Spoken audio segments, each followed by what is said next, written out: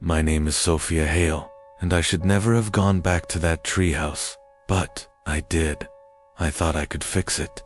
I thought I could somehow erase the memories. The treehouse had always been there, in the woods behind my childhood home. It was a place to escape until the nightmares began. I don't even remember when the first one happened. It's as though the memories themselves twisted over time, bleeding together. But I remember the night I heard it, the voice that whispered my name from inside the walls. Sophia, ... come back. I hadn't set foot in it for years. Not after what happened to Ben, my brother. We'd been playing hide and seek, and Ben had gone into the treehouse to hide. He didn't come out. We searched for hours, called his name, but it was like he vanished. When we found him, his body was cold, his eyes wide open, and he couldn't speak. My parents never talked about it. They just told me not to go back. But a week ago, I found the key. I don't know where it came from. It was there, on my kitchen, counter-rusted old, the shape of a heart. I don't remember picking it up, but somehow, I knew exactly what it was for. I knew it was time to go back. I climbed the hill again, the branches scraping my skin like fingers trying to hold me back. When I reached the treehouse, everything was still. The wind had stopped. The birds had stopped singing. Even the leaves hung motionless in the air. I put the key in the lock, and the door opened. Inside was nothing. The space was hollow except for a single chair facing the wall. It looked like it had been waiting. The air was thick with dust, but it didn't feel empty. It felt alive. As I stepped inside, I felt a sharp pain in my chest, a tug, like a thread being pulled. It was a pain I knew all too well, like the earth was calling me, or perhaps, like something under it was reaching for me. Then, I saw it. The roots. They were everywhere, twisting through the walls, snaking around the windows. They pulsed, like they were breathing, and at the center, where Ben had once stood, the ground was soft. The wood splintered away, revealing the dirt beneath, but the dirt wasn't normal. It was wet, and it moved.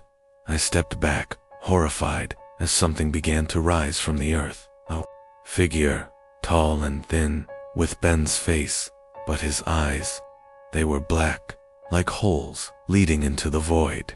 He reached out to me, his mouth opening in a scream that didn't make a sound. That's when I realized the treehouse wasn't just built in the tree. It had been growing out of the earth, using us to feed it. The voices I heard all those years ago weren't just whispers. They were the roots, pulling us into its hollow, pulling us down. I ran, but the ground cracked beneath my feet. As I turned to look back, I saw the treehouse, its door wide open, the roots now crawling out into the field, stretching like fingers, grasping, pulling hand. Then it closed. I never went back to the woods, but sometimes, late at night, I hear it calling, Sophia, come back. My name is Ellis Crane, and when I was 7, I stepped into a place no child should ever go. The treehouse sat on Windmere Hill, behind my grandmother's crumbling estate. Nobody used it. It was sealed shut, no ladder, no door, just a wooden shell with a small window. My cousins called it the back door. I thought it was just a name, until the night I heard knocking from inside it. 3 soft knocks, then silence.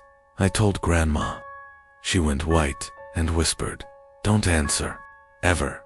But curiosity doesn't care about warnings. The next day, I climbed the hill alone. There was a door now, new, painted black, with a golden handle, and it was open. I stepped inside, expecting dust and cobwebs. What I found was, ... wrong. The inside was too big.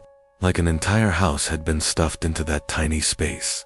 Hallways that twisted, doors that hummed, shadows that didn't belong to anything. There were pictures on the wall of me, different ages, different expressions, some smiling, some crying, one with eyes scratched out. I tried to leave, but the door was gone. In its place was a mirror, and inside the mirror, something else stood in my place. Taller, paler, with my face butt stretched, broken. It smiled and said, "I've been patient." Then it reached through the glass. I blacked out. When I woke, I was outside the treehouse, covered in dirt. My parents found me hours later, said I'd been missing for 2 days. But it didn't end there. I see things now, reflections that don't match, shadows that linger. Sometimes, when I pass a mirror, I see that other me still smiling. And last week, I found something in my closet, a small black door with a golden handle.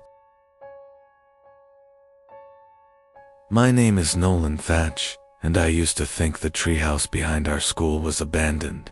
I was wrong. It was hidden deep behind the sports field, half-eaten by ivy and time. No one went near it. Kids told stories about a janitor who vanished there, or the girl who jumped and didn't hit the ground. I didn't believe any of it until I saw the curtain move. Yes, a curtain, torn brown, swaying inside the broken window of a house that no one had entered in decades. I stood frozen. Then I saw a face, pale, with no eyebrows, staring at me. Not angry, not scared, just watching. I blinked, and it was gone. I didn't sleep that night, couldn't stop thinking about it. The next day, I brought my phone. I had to see if it was real. I hid behind the fence after practice, waited, and waited. At 6:13 p.m., the curtain moved again. This time the face stayed longer. It was the same man, but something was wrong with him. His eyes were too wide, lips stretched into a grin like someone had pulled strings at both ends. He raised his hand and waved. I ran home, dropped my phone in the sink, shattered the screen by accident. It never turned on again. I didn't tell anyone, but he started showing up elsewhere, in reflections, in windows. Once I saw him standing on the edge of our school roof, just smiling down at me. Then, one day, I came home and found something on my pillow, a small hand-carved figurine.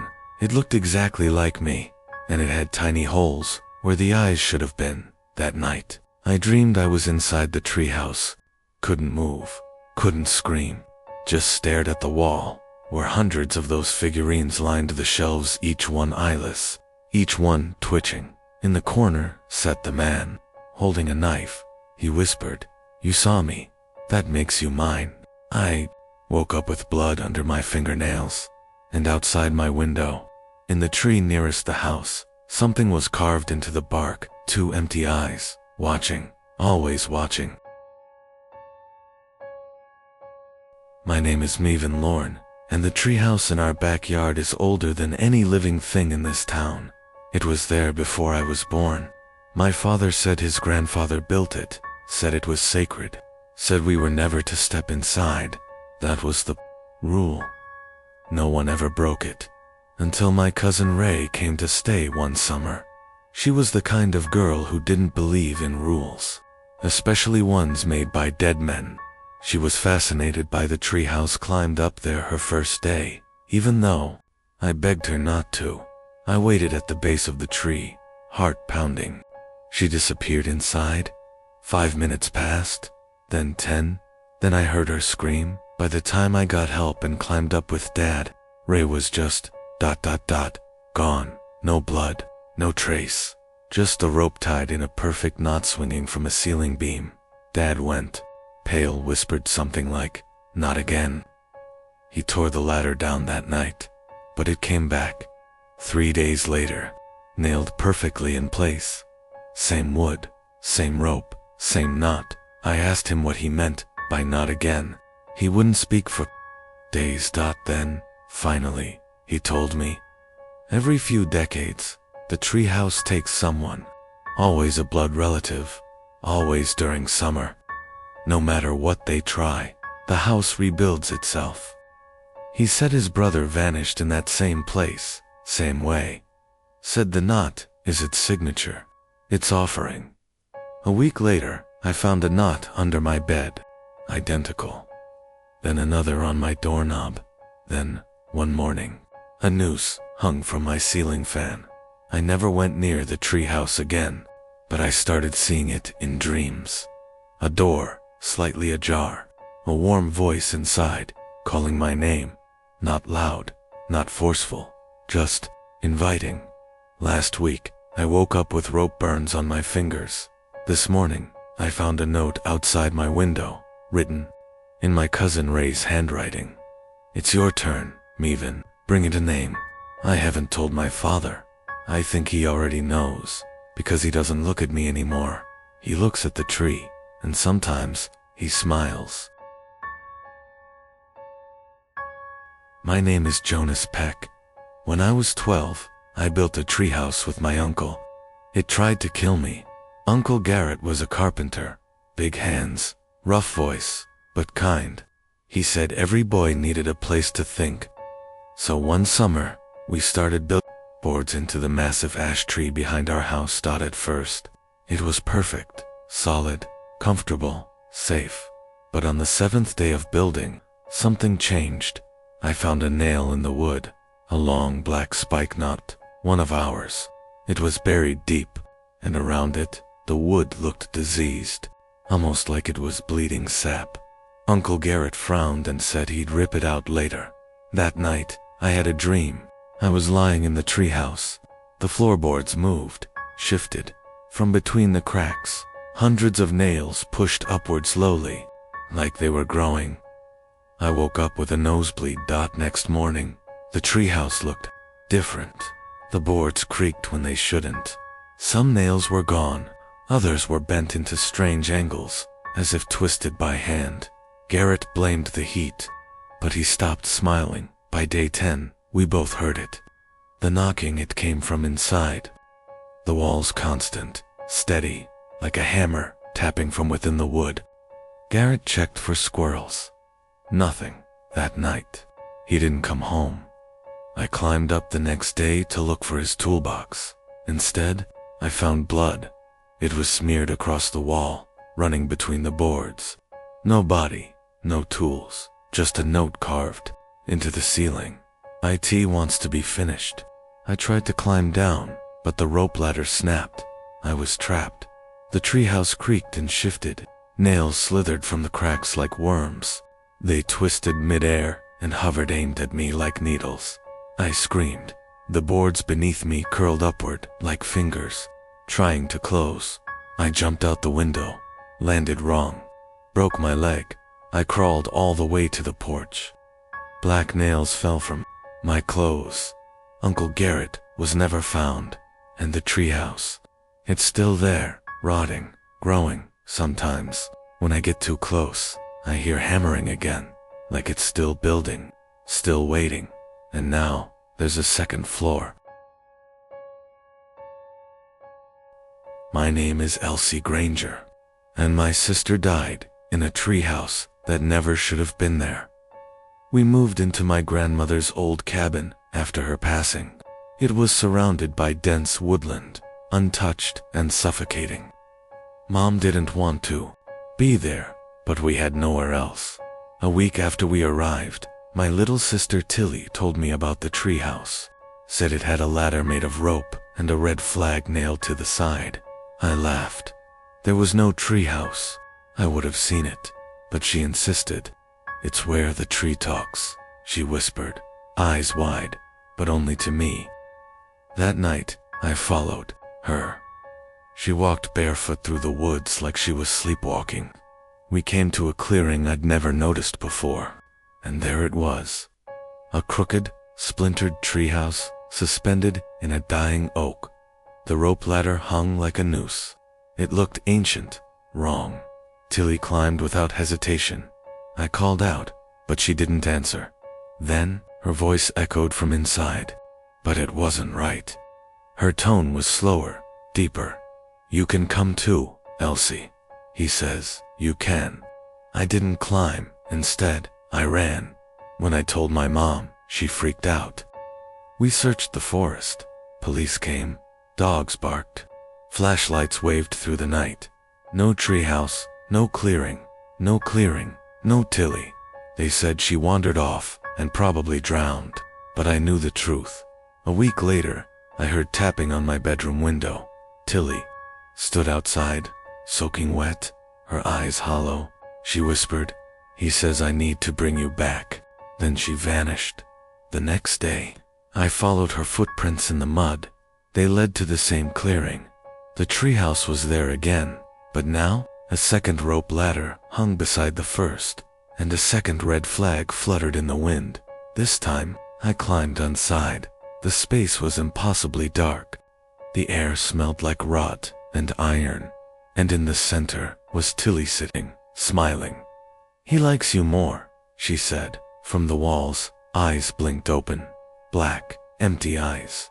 I jumped out the window, broke my arm, crawled back home in silence. No one believed me, but sometimes, when I dream, I'm back in that room. The rope ladder wrapped around my neck, Tilly whispering, "You'll like it here." And every morning since, there's dirt on my WINDOWSILL dot, like someone's been waiting. My name is Caleb Witt. I was 9 when I found the hollow in the treehouse floor. My family had just moved to Oregon. Our backyard backed up into miles of forest. On the second day there, I found it hidden high in an ancient cedar, a crooked little treehouse held together by rusted nails and stubborn wood. My dad said it must have been built by the previous owners. I asked if I could fix it up. He smiled, tossed me a toolbox, and said, "Just don't fall through the floor." That sentence would haunt me later. I spent days cleaning it, painting it, making it mine. But the third day, I dropped a screwdriver and heard something strange, not the usual hollow thud of wood. It echoed deeply, like a cavern, curious. I knelt down and knocked. The spot sounded emptier than it should. I pried up the loose floorboard and found a hole not very wide, just enough to squeeze through. The air down there was cold. I stuck my head in and looked around. The space below the treehouse shouldn't have existed. It was like a hidden chamber carved into the very trunk of the cedar. Smooth wood walls, carved shapes I couldn't understand, and a single object, a wooden mask. It was pale, oval, with long slits for the eyes and no mouth. It looked old, wrong. I brought it up. That night, I had the first dream. In it, the tree bent toward me. The mask hovered midair, staring. A voice whispered from inside, "Put me back." I woke up sweating. The mask was on my desk turned toward my bed. I tried to throw it away the next day, buried it in the woods. But that night, it was back sitting on the WINDOWSILL dot, and the dreams came again, more vivid. The whisper now, a scream. "Put me back." On the fourth night, I snapped. I ran outside, climbed the ladder in the dark, and dropped the mask into the hollow dot silence. But as I turned to leave, the hatch slammed shut above me. Something moved in the walls. Long cracks formed in the wood, like veins. From those cracks, fingers emerged made of bark, but shaped like hands. They reached for me. Not fast, not angry, careful, like they'd done this before. I screamed, scratched, kicked. Then the floor beneath me opened like a mouth. I fell. I woke up the next morning, lying on the grass, the ladder broken. My parents found me shivering, clutching the mask, eyes wide. I never told them what happened, but I never went back in that treehouse either, because sometimes at night, I hear it creak in the wind, like footsteps pacing above, waiting for me to come home. My name is Nolan Briggs, and I haven't slept through the night since I was 12 years old. That was the summer my cousins dared me to spend the night in the treehouse. We were staying at my aunt's place in rural Montana, the kind of place where the trees talk if you listen long enough. The treehouse sat deep in the woods, built by my uncle when he was a teenager, but nobody used it anymore. My cousin Drew said it was haunted. Typical campfire nonsense. Still, a dare's a dare. I took a flashlight, a blanket, and some beef jerky. The tree was massive, old, twisted like a giant hand reaching into the sky. The wooden planks groaned under my weight as I climbed. The air changed the higher I got, heavier, wetter. Inside, it was small, bare wood, no furniture, just a cracked window and carvings in the wall, names, dates, weird symbols. I laughed to myself. Easy win. Around midnight, I heard it, rustling outside. Not animal rustling, something bigger. Then came the tapping, light, rhythmic, on the walls of the treehouse. I shined my flashlight, but saw nothing. Then tapping on the roof. Then under the floorboards. I held my breath. The light flickered, then went out. The darkness was total, smothering. I could hear my own heartbeat echo off the walls. And then I saw them. Eyes, glowing yellow eyes, dozens of them, blinking through the cracks in the walls. From the window, from the floor, watching me. I backed into a corner, heart racing. "Who's there?" I yelled, trying to sound brave. A voice answered, not from outside, but from within the wood itself. "Why are you here?" I didn't respond. Another voice joined, then another, dozens, whispering over each other. "He doesn't belong, not one of us. He's not carved in." Then I understood. The names on the wall weren't just kids marking territory. They were offerings, sacrifices. Drew's name was there. So was his sister's. My uncle's, but mine wasn't. The eyes moved closer, pressing in from every direction. I tried to escape, but the hatch wouldn't budge. The walls started to pulse, like the tree was breathing. A root burst through the floor. Then another. Then hands, not roots, fingers, wooden, jointless, groping for me. I screamed until my throat bled somehow. I passed out. When I woke, I was on the ground, next to the tree. No flashlight, no blanket, just a single word carved into my forearm: belong. Everyone said I fell, concussion, imagination.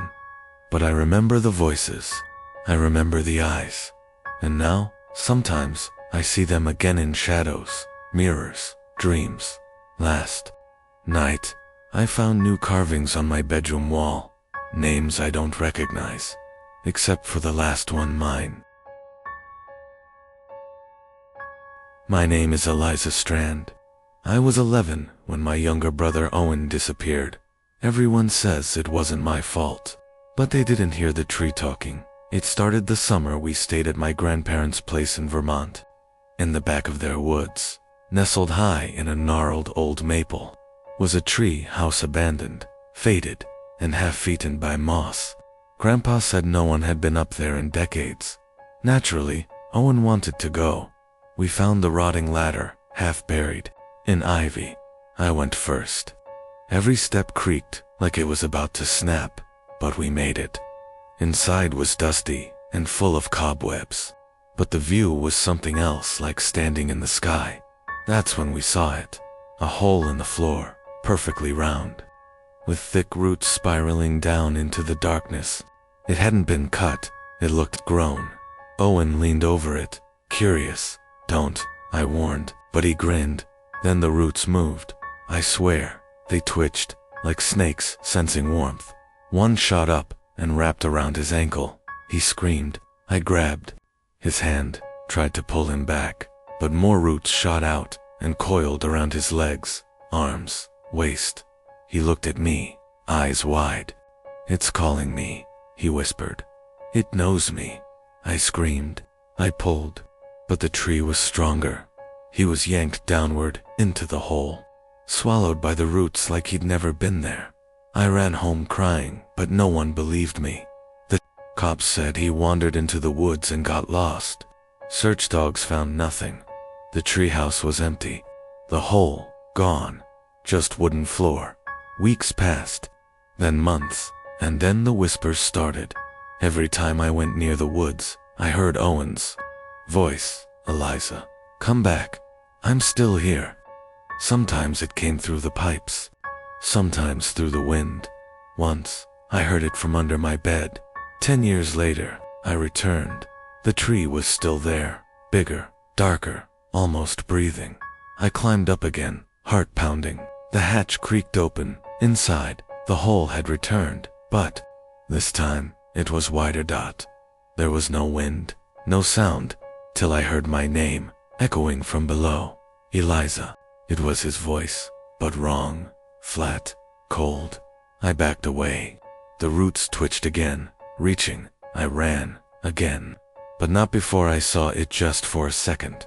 A face, half human, half bark, staring up from the hole. Owen's eyes, Owen's grin. Now, I hear him more often. He tells me things about people I haven't seen in years. People who've gone missing. I think he's part of the tree now, and I think the tree is hungry again. My name is Carter Wilkes, and I've never believed in ghosts. Since the summer I moved into my uncle's treehouse. He had built it years ago, high up in a dense thicket behind his old countryside home. After his sudden passing, the property was passed on to me, along with a letter saying, "Never stay in the treehouse overnight, especially not alone." Naturally, I ignored it. The place was stunning. 2 levels, rope bridges, real wooden shutters. A childhood fantasy turned real. I figured it was just some rustic superstition. The first night I brought my sleeping bag, some snacks, and my laptop, fully intending to camp out stargazing, maybe watch a horror movie to set the mood. But as night crept in, the forest around me changed. At first, it was just the sound. The usual rustling of leaves deepened into something heavier, like something crawling across the canopy. Something big. Then came the whispers, soft at first, almost like the wind. But wind doesn't say your name.